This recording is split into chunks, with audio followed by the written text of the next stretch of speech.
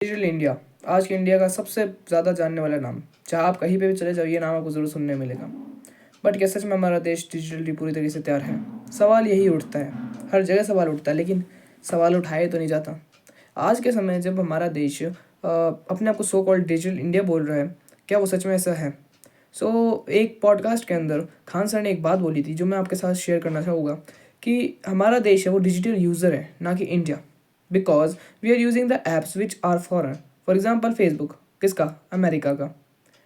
For example आपके पास Play Store किसका? गूगल का, वो भी अमेरिका का। ऐसे अंधाधुंध काफ़ी सारी चीज़ें हैं जो हमारी खुद की नहीं है और दूसरे देशों की हम इस्तेमाल कर रहे हैं। फिर मैं अपने आप को डिजिटल इंडिया कह रहे हैं।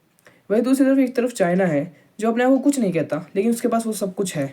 हाँ, वो मना नहीं करता कि भाई तुम ये इस्तेमाल नहीं कर सकते, लेकिन उसके पास जो ऐप्स है ना वो बहुत ज़्यादा खतरनाक है। एज यू नो दैट 2020 के अंदर जब वो चाइनीज़ ऐप्स को बैन करा गया तो उनकी क्या ही पॉपुलैरिटी थी इंडिया में। टिकटॉक के बारे में तो आप सभी लोग जानते ही होंगे। उसके बैन होने कितने सारे इन्फ्लुएंसर्स की नौकरी गई थी और इसका फ़ायदा उठाया था फेसबुक ने अपने इंस्टाग्राम में रील्स को लाकर, और आज अब उसके पूरी तरीके से शिकार है। तो ये डिजिटल इंडिया आज भी बना है? नहीं, आज भी हमें काफ़ी ज़्यादा कोशिश करनी पड़ेगी डिजिटल इंडिया की। और इसी के साथ एक बहुत खास बात है जो मेरे को बतानी चाहिए कि हमारा जो यूपीआई है ना वो सबसे खतरनाक है। हमारा UPI is the best method of payment in the world. But क्या बस यूपीआई है हमारे पास? नहीं।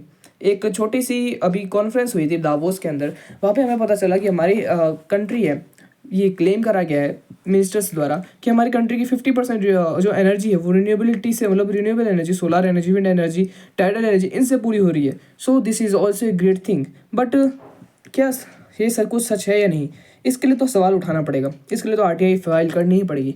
इन चीज़ों को जानने के लिए सवाल आने ज़रूरी है। आज के समय पे आप चाहे अपने घर पे क्यों ना हो, ऐसे बहुत कम लिबरल फैमिलीज होती है जो अपने बच्चों को अलाउ करती है खुद से सवाल करना। मेरे हिसाब से if you are asking your question, you are the one who can easily defeat all the people in the world, because those who are not asking the question, they are not getting to know new things. They are just hearing things and then it will go outside of their brain. But if you are trying, you can do it. And may be it is the main problem. मेरे हिसाब से आज के दिन skill improvement के साथ ये skill भी आनी चाहिए लोगों के अंदर कि वो सवाल पूछे, हर चीज़ के लिए सवाल पूछे। मेरे हिसाब से हर चीज़ के सवाल पूछने से हमारा जो कल्चर है वो भी बच सकता है। अगर हम अपने पुराने कल्चर के बारे में पूछेंगे तो वो प्रिजर्व हो सकता है, नई जनरेशन को इसके बारे में पता चल सकता है और हम शायद तक हमारा उसमें इंटरेस्ट भी जग सकता है जो कि अलग ही लेवल का हो सकता है। So flee digital India, but digital India बनने से पहले हमें थोड़ा सा ट्रेडिशन पे भी वापस आना होगा, क्योंकि हम इंडियन के पास जो चीज़ है ना वो किसी के पास नहीं।